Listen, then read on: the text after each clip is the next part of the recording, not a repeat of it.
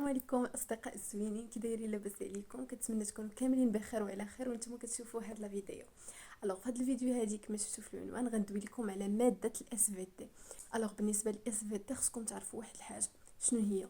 هو ان الاس في تي ماشي كما تيقولوا كاملين بان كلها حفاظه. نو، كنظن باللي النسبه القليله كاينه في الحفاظه والنسبه الكثيره كاينه في الفهامه. باش ما فهمتي مزيان كتجيك الحفاظه سهله، كتقدر تعبر مثلا عطيك غير تعريف غتعرف تجاوب عليه الا كنتي فاهم، ما تحتاجش تحفظ.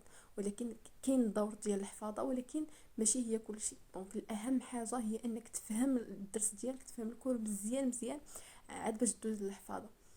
ثاني حاجه هي انك تشد وتلخص الاس في تي. الاس في تي ضروري تلخصها. علاش؟ لانك فاش كتجي ديك المده ديال كيبقى شهر الوطني ما كتقدرش ترجع للدفتر، حيت الدفتر كيولي قد هكا كيولي عامر بزاف. لا الناس الاس في تي ولا الناس الباسي كيولي الدفتر عامر. دونك فاش كتبي ترجع تراجع ما كتعرفش منين نبدا، كتخربق واخا تكون ديجا داكشي فاهمو. فكنصحكم انكم تلخصوا الاس في تي، تشدوها وتحاولوا كل درس تلخصوا في ورقه ولا ورقه جوج ورقات وتبقاو ترجعوا عليه بحال هكا. يعني اهم الاشياء في الدرس تلخصوها. ثالث حاجه غتاخدوا المفاهيم والمصطلحات تكتبوهم كما كنت درت داك الفيديو. الا كنتو شفتو ديال التربيه الاسلاميه، شديت تلخص دوك اهم المفاهيم ديال التربيه الاسلاميه درتهم في ورقه. حتى في الاس في تي لا ميم شوز، غتشدوا ورقه وغادي تكتبوا فيها جميع دوك المصطلحات والمفاهيم اللي مهمه اللي كتحط بزاف في الناسيونال. غتكتبوهم في الورقه، ديك الورقه وتكتبوهم كاملين. فاش غتجيو تبقاو سميتو تحطوا حداكم وتبقاو تراجعوهم فيما لقيتو شي مفهوم كاين في الامتحان الوطني تعرفوا تجاوبوا عليه. ثالث حاجه هي في الاس في تي خصكم تعلموا واحد الحاجه، هي الاجابه على هاد ثلاثه ديال الاسئله: الوصف، التفسير والاستنتاج. راه حتى وحده ما كتشبه الاخرى، كل وحده وشنو كنديروا فيها.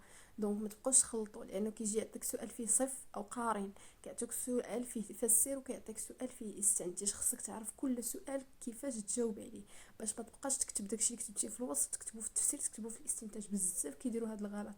دونك في الوصف شنو هو؟ الوصف هو انك كتوصف غير داكشي اللي كتشوف، ما كتزيد لا من درس لا من حتى شي بلاصه اخرى. داكشي اللي كيبان لك كتقولوا. مثلا النميبيان فيه تطور، تنقولوا داك التطور كيداير نلاحظ ارتفاع في مثلا عدد شي حاجه، يعني ارتفاع او انخفاض او الاستقرار صافي وتتسكت. قارن تتقول نلاحظ شنو الفرق بين هادي وبين هادي. المقارنه بحال الوصف، داكشي اللي كتشوف. تفسير كتزيد تفسر علاش عندنا داك الارتفاع، كتفسر علاش عندنا داك الارتفاع كيفاش هو سميتو، تبقى تفسر لنا داكشي كيفاش حتى ارتفع عندنا داك سميتو ولا الانخفاض. المهم كتفسر، كتزيد تعطينا تفسيرات. شنو السبب ديال داكشي اللي كتلاحظ، داكشي اللي وصفتي شنو السبب ديالو، يعني التفسير هو السبب. بالنسبه للاستنتاج كترجع للدرس. بالنسبه للقنوات اللي كنت كنخدم معاهم، كنت كنخدم مع قناه وحده في الاس في تي، هي قناه لي بروف مع الاستاذ البروف انس.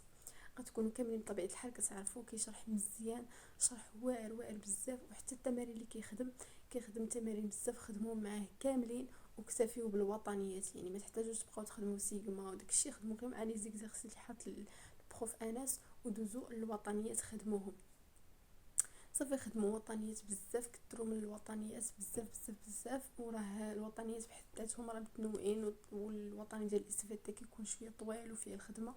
دونك خدموهم وتعلموا كيما تنقول لكم ديما تجيريو الوقت حتى هو خدموا فيه مزيان.